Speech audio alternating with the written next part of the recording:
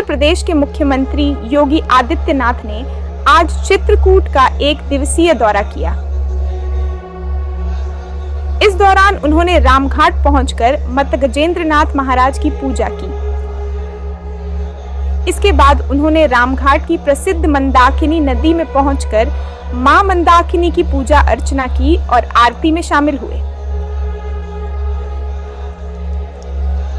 चित्रकूट का धार्मिक महत्व बहुत गहरा है। यह वही स्थान है जहां भगवान श्री राम ने अपने वनवास काल के 14 वर्षों में से 11.5 वर्ष बिताए थे। यहाँ की हर गली और घाट में राम के चरणों की छाप बसी हुई है। मुख्यमंत्री योगी आदित्यनाथ के दौरे ने इस पवित्र स्थान को और भी प्रमुख बना दिया है।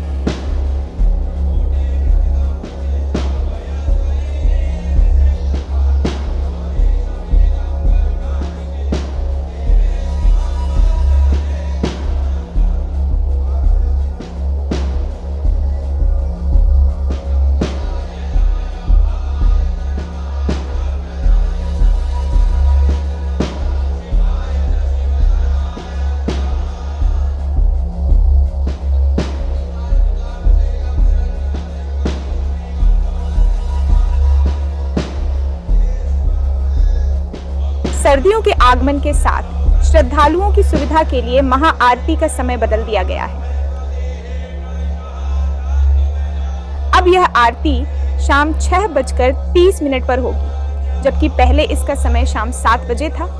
चित्रकूट के परिक्रमा मार्ग में 12 हनुमान मंदिर के पास कामदगिरी पर्वत पर यह भव्य महाआरती आयोजित होती है। यदि आप भी प्रभु श्री राम की इस पवित्र आरती में शामिल होना चाहते हैं तो समय पर कामदगिरी पर्वत पर पहुंच सकते हैं। आचार्य ने दी जानकारी। महाआरती के प्रमुख आयोजक आचार्य विपिन विराट महाराज ने कि यह आरती 22 जनवरी 2024 से लगातार आयोजित की जा रही है। सर्दियों को ध्यान में रखते हुए आरती का समय 6:30 बजे कर दिया गया है।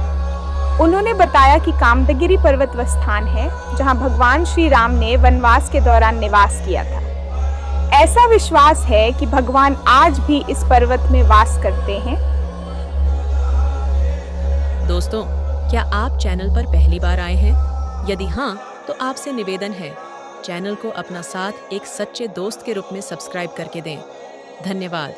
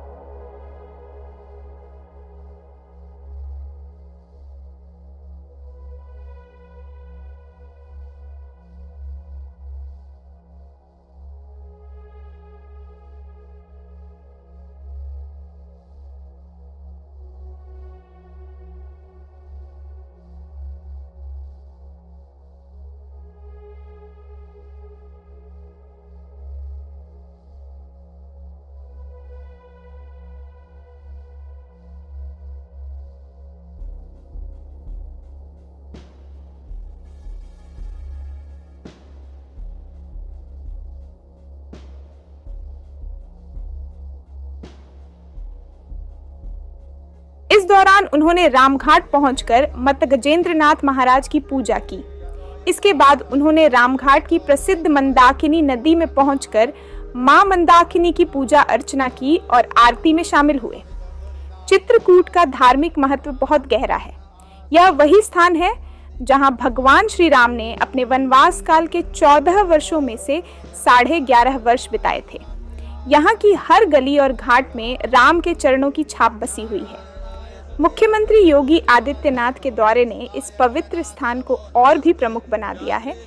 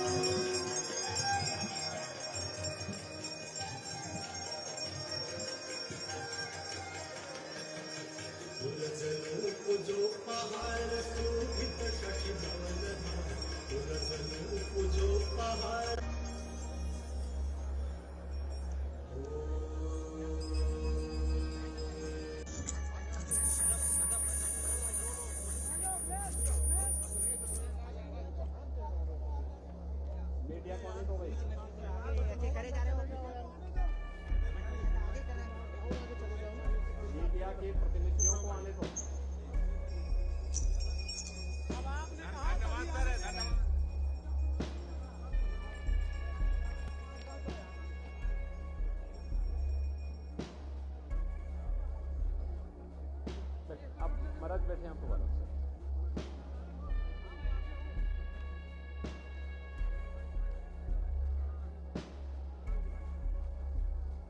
मित्रों,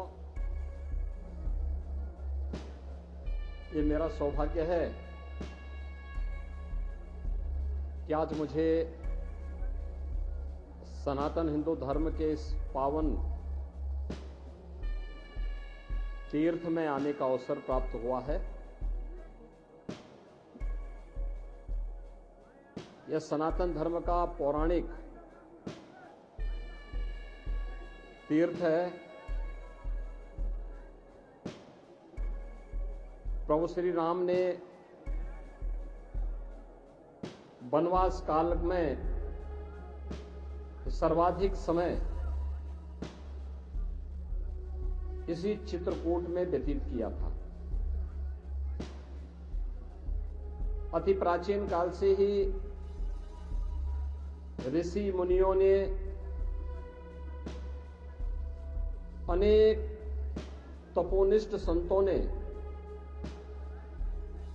इसी चित्रकूट धाम में रह करके अपनी आध्यात्मिक साधना को एक नई ऊंचाइयां प्रदान की थी।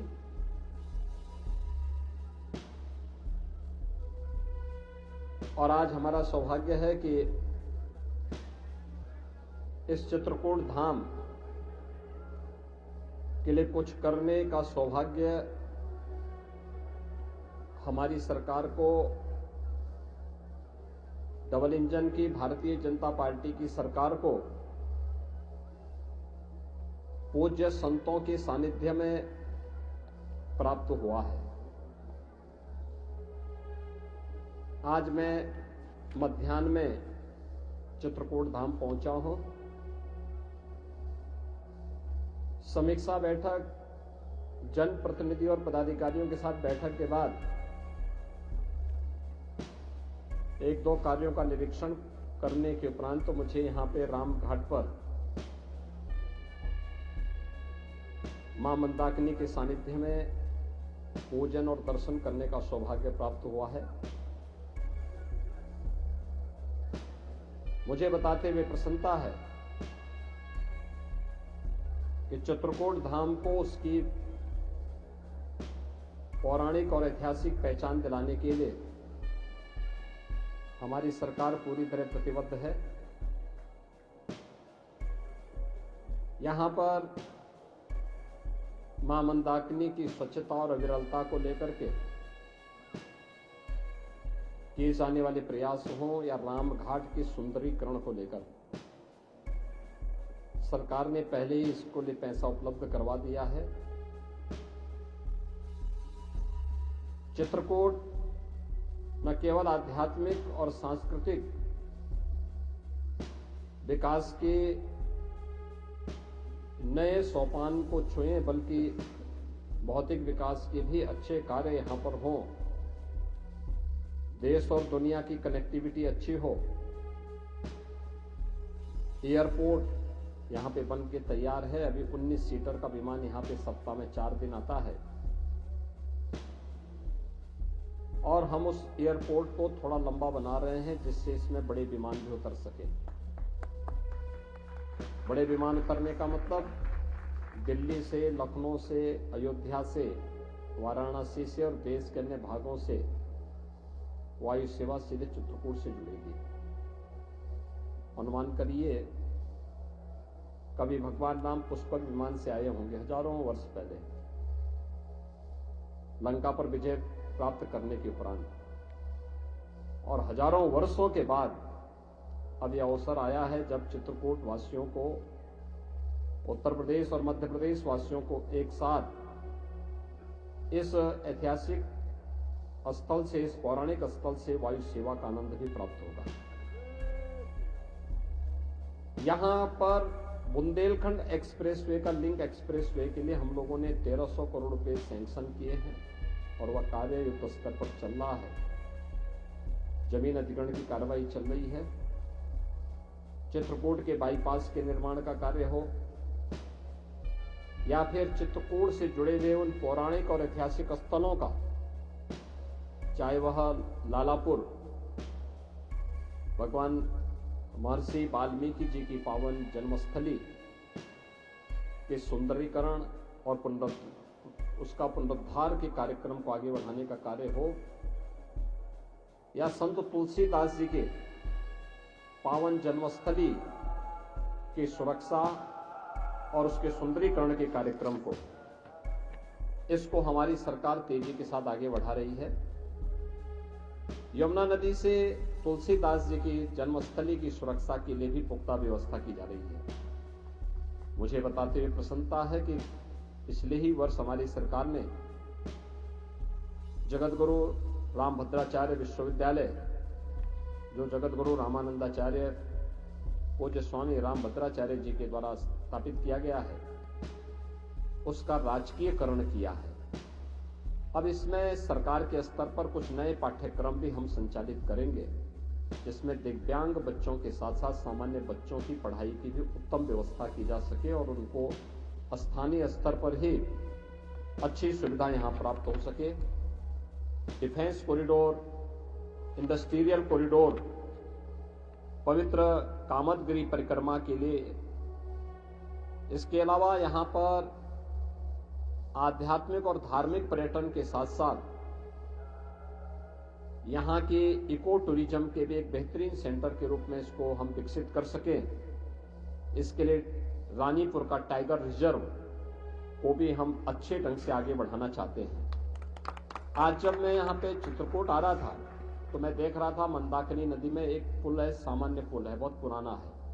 मैंने उसके लिए एक नया पुल भी स्वीकृत करने की घोषणा की है कि यहाँ पे एक नया पुल बनना चाहिए, जिससे चित्रकूट की कनेक्टिविटी को और बेहतर किया जा सके और यहाँ पर जिला मुख्यालय से या अन्य स्थानों से यहाँ पर आवागमन को और सुंदर बनाया जा सके। इसके अलावा यहाँ की अन्य सड़कों के कार्यों को भी हम लोगों ने प्राथमिकता के आधार पर लिया है।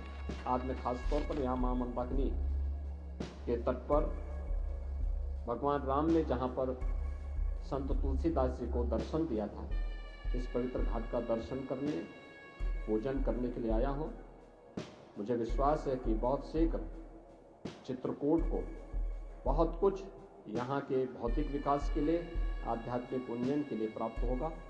आप सबसे मिलकर के मुझे बहुत अच्छा लगा। आप सबका मैं एक बार फिर से हृदय से अभिनंदन करता हूँ, पूज्य संतों का हृदय से अभिनंदन करता हूँ। बहुत बहुत धन्यवाद। जय जय श्री राम।